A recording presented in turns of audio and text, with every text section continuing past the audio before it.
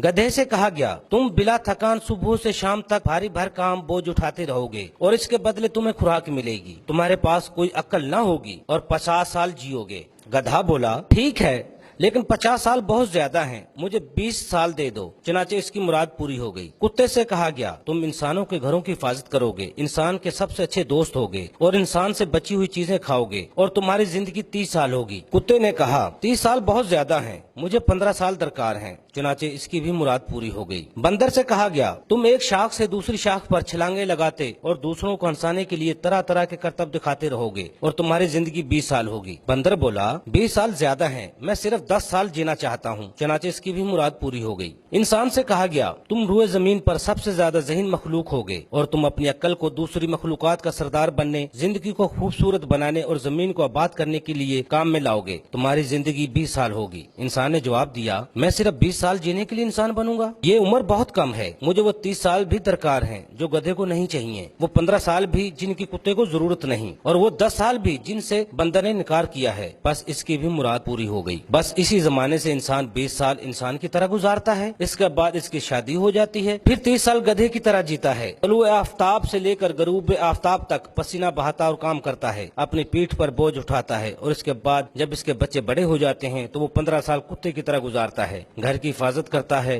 दरवाजे, खिड़कियां और बिजली के बल्ब वगैरह बंद करता रहता है और बच्चों का बचा हुआ खाना भी खाता रहता है। इसके बाद जब वो बूढ़ा और रिटायर हो जाता है तो 10 साल बंदर की तरह गुजारता है, एक घर से दूसरे घर और एक बेटे के पास से दूसरे बेटे और एक बेटी के पास से दूसरे बेटे के यहाँ जाता रहता है और अपने पोते पोतियों को हंसाने के लिए अजीब व गरीब करतब दिखाता और कहानियां सुनाता रहता है। Afzal Ayubi, DMH news, Lahore.